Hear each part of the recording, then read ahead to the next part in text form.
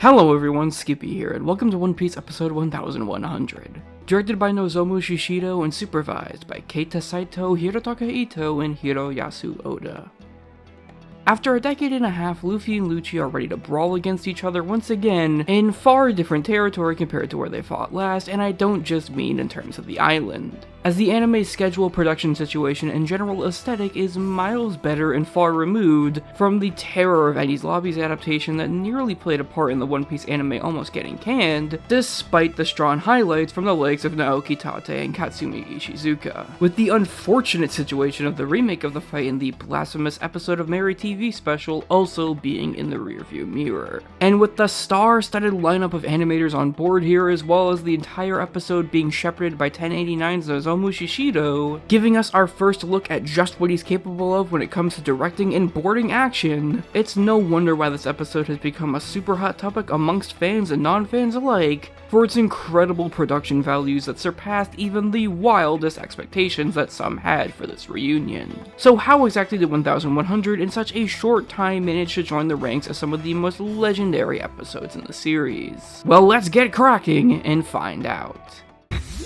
This episode covers pages 4 through 16 of chapter 1069 and therefore covers the entire first half of the fight. But as much as it obviously takes from the manga when it comes to giving the needed gravitas for the moments within the fight, somehow managing to adapt certain panels perfectly no matter how insane and idiosyncratic each animator gets, it most certainly takes its liberties with it as well to make it a much more whole experience in ways that just go beyond simply adding scenes. Because rather than just cutting away from the fight to Akainu learning of the situation like the manga did, and then cutting back to Luffy and Lucci both fully transformed after, they actually let us see the fight itself escalate to that point rather than just relying on our imaginations to sell it to ourselves. Giving Luffy and Lucci some really fun banter between one another in the process that just reinforces how great their hero versus villain dynamic is, while also delivering some extremely well choreographed scenes that are expertly brought to life by Shunsuke Aoki and one of Masami Mori's pupils, Shin Kashiwaguma. Feeling exceptionally different for One Piece in all the right ways, as we get such finessed hand-to-hand combat that we rarely see due to the type of action that the series usually hones in on. And while you may think that having them rough each other up a bit, before going into pretty lengthy transformations with attacks cut in between might break the flow of the episode, it really doesn't put one bit of damper on the episode as a whole,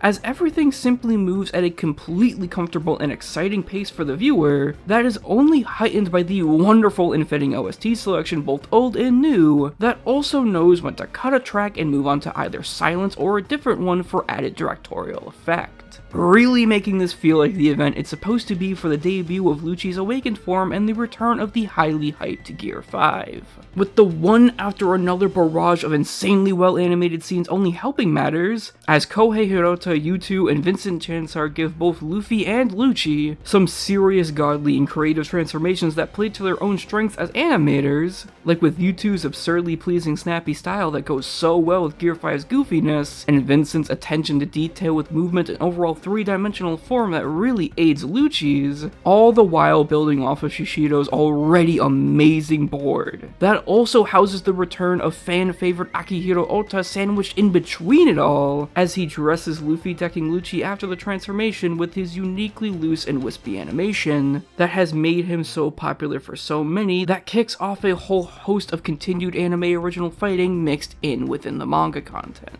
Starting off with him animating another damn near minute of insanely ambitious animation for the progression of the fight that does so much thanks to Shishido's insanely strong layouts that allow him to go absolutely wild with every single movement, which is only heightened by the extensive usage of 3D backgrounds this episode that give everything just that extra ambitious oomph. And the entire rest of the episode from there on out is nothing but an all-star showcase of animators like Yu Yoshiyama, Hirota Saito, Shin Kashiwaguma once again, Kaito Tomioka, and so many more. Once again using Shishido's stupendous guidance in the 3D backgrounds to aid their already punchy styles that makes you almost forget all the fight really was in the manga, was just a few fun panels, a bunch of shaving, and a couple really strong clash spreads, making it feel like a familiar yet superior experience for those who have already read it, and dropping the jaws of those witnessing it for the very first time. When even the general flow of the episode doesn't suffer as a result of a focus on such incredibly delicate and difficult action,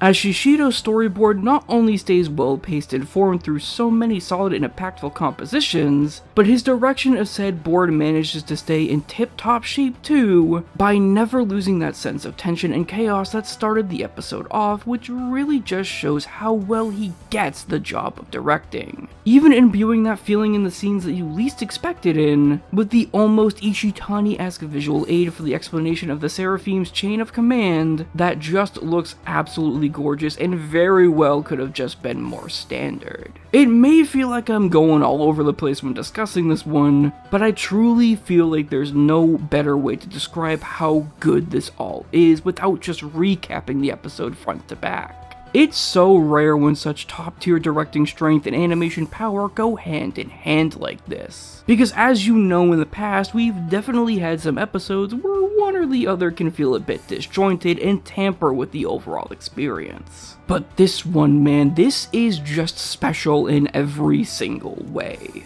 Even with such a wide array of styles all over the place that are hardly corrected at all, the episode still manages to be such a cohesively strong package that makes it one of the best executed episodes in the series, bar none. And that's absolutely thanks to the talent of Shishido himself at the top. That just goes to show how truly great he is as a director in general, and how truly blessed we are to have him on the team right now. Egghead thus far has just been absurdly ambitious in ways that I couldn't even imagine after Wano blew me away week after week for 4.5 years. In both consistently strong animation that punches above its own weight and incredible execution of the island itself and what goes on within it, on nearly all levels of the production. And I can't wait to get through this next deserved recap episode before we jump right back into this fight in this arc, to see how they managed to continue this hot streak production-wise. Anyways guys, that's it for now. I'm Skippy, and I await Shishido's next episode 2 with bated